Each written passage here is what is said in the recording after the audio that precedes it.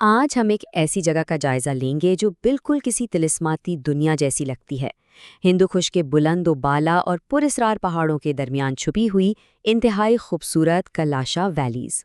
ہمارا یہ سفر صرف جگہوں کو دیکھنے کا نہیں ہے، بلکہ ان وادیوں کی جغرافی، ان کے بے مثال پہاڑی مناظر اور وہاں بسنے والوں کی عام زندگی کو قریب سے سمجھنے کا ایک سلسلہ ہے۔ تو چلیے سیدھا انہی وادیوں میں اترتے ہیں۔ آج کے اس سفر میں سب سے پہلے ہم ہندو کش کی گہرائیوں میں جائیں گے، پھر 3 وادیوں کا نقشہ سمجھیں گے، پہاڑوں کے ان بسیوں کی ثقافت دیکھیں گے اور آخر میں ان کے انوکھے طرز تعمیر اور روزمرہ کی زندگی پر روشنی ڈالیں گے۔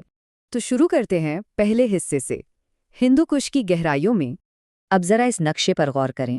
یہ خیبر پختونخوا کا چترل ڈسٹرکٹ ہے، بالکل شمال میں۔ دیکھنے سے ہی اندازہ ہو جاتا ہے کہ یہ جگہ باقی دنیا سے کتنی الگ تھلگ ہے۔ افغانستان کی سرحد کے بالکل قریب، یہاں تک پہنچنا کوئی آسان کام نہیں ہے، اور سچ پوچھئے تو یہی دوری دراصل ان کی بے مثال خوبصورتی اور منفرد ثقافت کی سب سے بڑی محافظ ہے۔ سوچئے 1670 میٹرز یعنی تقریباً 5500 فیٹ کی بلندی، اور یہ کوئی چھوٹا علاقہ نہیں، 456 اسکوائر کلومیٹرز پر پھیلا ہوا ہے، اور اس کے چاروں طرف کیا ہے؟ ہندو کش کی ٹاورنگ چوٹیاں۔ یہ پہاڑ صرف پتھر نہیں ہیں، یہ دراصل قدرتی فضیلیں ہیں جنہوں نے صدیوں سے کلاشا ثقافت کو باہری دنیا کی مداخلت سے بچا کر رکھا ہوا ہے۔ کمال ہے نا؟ اب آتے ہیں اس جائزے کے دوسرے حصے پر، جہاں ان 3 وادیوں کا جغرافی سمجھی جائے گی۔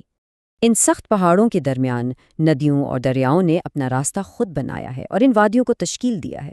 یہاں واضح طور پر 3 الگ وادیاں بنتی ہیں، مرکز میں بمبریت، تھوڑا شمال کی طرف رمبر اور جنوب میں بریوں۔ خیر، یہ ندیاں ہی ان وادیوں کے اصل لائف لائن یا شاہرگ ہیں۔ انہی کے کنارے یہ بستیاں آباد ہیں اور انہی سے ان کا پورا نظام چلتا ہے۔ اور ان تینوں وادیوں کا اپنا اپنا الگ مزاج ہے۔ بمبریٹ کو ہی لے لیں، یہ سب سے بڑی اور آبادی والی وادی ہے، جہاں کنار ویلی کے علاقے آیون سے سڑک کے ذریعے کافی آسانی سے پہنچا جا سکتا ہے۔ لیکن اس کے برعکس رمبر اور بیریوں بالکل چھوٹی سائیڈ ویلیز ہیں، وہاں شور شرابہ کم ہے، سکون زیادہ ہے۔ یعنی بمبریٹ کی رونق میلہ اور ان چھوٹی وادیوں کی خاموشی دونوں مل کر ہی کلاش کا مکمل اور خوبصورت تجربہ فراہم کرتے ہیں۔ چلیے اب جغرافی سے آگے بڑھتے ہیں اور ان لوگوں کی بات کرتے ہیں جو اس زمین کی پہچان ہیں۔ تیسرا حصہ، پہاڑوں کے باسی۔ کہا جاتا ہے کہ لوگ اپنے ماحول کا عکس ہوتے ہیں۔ اب ان کلاشا خواتین کو ہی دیکھ لیں، اپنے روایتی اور بے حد رنگین لباس میں، اور ٹھیک ان کے پیچھے وہ برف پوش پہاڑوں کا عظیم منظر۔ یہ قدرتی ماحول اور مقامی لوگ ایک دوسرے کے ساتھ اس قدر جڑے ہوئے ہیں کہ ان پہاڑوں کے بنا ان لوگوں کا تصور بالکل نامکمل لگتا ہے۔ اگر نمبرز کی بات کی جائے تو ان واسی وادیوں کی ٹوٹل آبادی صرف 9000 افراد کے آس پاس ہے، یعنی گنجانجات بہت ہی کم ہے۔ پر اسکوائر کلومیٹر صرف 20 لوگ۔ یہاں زیادہ تر کلاشا لوگ آباد ہیں، لیکن ایک خوبصورت بات یہ ہے کہ ان کے ساتھ خو اور گجر کمیونٹیز کے لوگ بھی بہت بھائی چارے سے رہتے ہیں۔ یہ سب مل کر اس الگ تھلگ جگہ کو ایک نہایت زندہ اور رنگین معاشرہ بناتے ہیں۔ حوالہ جات کا جائزہ لیتے ہوئے ایک بڑی دلچسپ بات واضح ہوتی ہے۔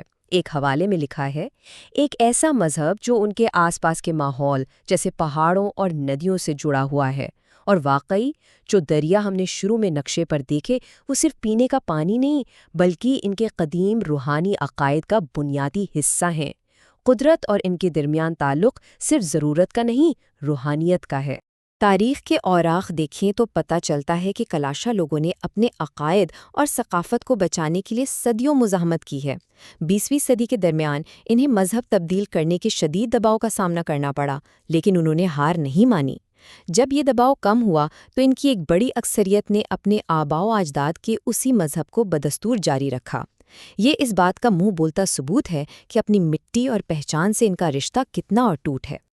اور اب آتے ہیں اپنے آخری حصے کی طرف، طرز تعمیر اور عام زندگی۔ اب ذرا سوچئے، ان سیدھی ڈھلوانوں پر گھر بنانا کوئی آسان کام تھوڑی ہے، لیکن ان کے تجربے نے اس مشکل کو بہت خوبصورتی سے حل کیا۔ لکڑی اور پتھر سے بنے یہ گھر دیکھیں، پہاڑ کے اندر ایک کے اوپر ایک، بالکل کسی سیڑھی یا سٹیپس کی طرح تعمیر کیے گئے ہیں۔ ایک گھر کی چھت بآسانی دوسرے گھر کا آنگن بن جاتی ہے۔ یہ صدیوں پرانی انجینئرنگ ان کی سخت جغرافی کے ساتھ ان کے مکمل سمجھوتے کی بہترین مثال ہے۔ لیکن اس کا یہ مطلب ہرگز نہیں کہ یہاں وقت رک گیا ہے۔ یہ ایک مقامی پرائمری اسکول کی جھلک ہے۔ پیچھے وہی پروقار برفیلی چوٹیاں ہیں، لیکن آگے یہ اسکول اس بات کی گواہی دے رہا ہے کہ اس قدیم اور دور دراز وادی میں نئے دور کی تعلیم اپنی جگہ بنا رہی ہے۔ پرانی روایات اور جدید زندگی یہاں ساتھ ساتھ چل رہی ہیں۔ تو اس سارے جائزے کے بعد ایک بڑا دلچسپ سوال ذہن میں آتا ہے۔ یہ جیوگرافکلی الگ تھلگ ثقافت، جس کا اپنا ایک بالکل انوکھا طریقے حیات ہے، وہ اس تیزی سے ماڈرن ہوتی ہوئی دنیا کا سامنا آگے چل کر کیسے کرے گی؟ کیا ان پہاڑوں کی یہ خاموش بلندیاں انہیں ہمیشہ اسی قدیم حالت میں بچا کر رکھیں گی، یا وقت اور بدلاؤ ان تک بھی مکمل رسائی حاصل کر لیں گے؟ یہ وہ سوال ہے جو اس بے مثال اور خوبصورت خطے کے مستقبل کا تعین کرے گا۔